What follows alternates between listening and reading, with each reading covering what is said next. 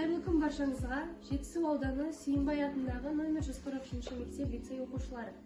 8 сәуір мен 8 мамыр аралығында өткізіліп жатқан Алматы біздің ортақ үйіміз атты қалалық науқанды өткізу жоспарына сәйкес 24 сәуір пайдалы сенбі күнін өткізуге байланысты Рысқұлов пен Жангелдин көшелерінің қиылысында орналасқан саябаққа барып эстафеталық ойын өткізуді жоспарлап отырмыз.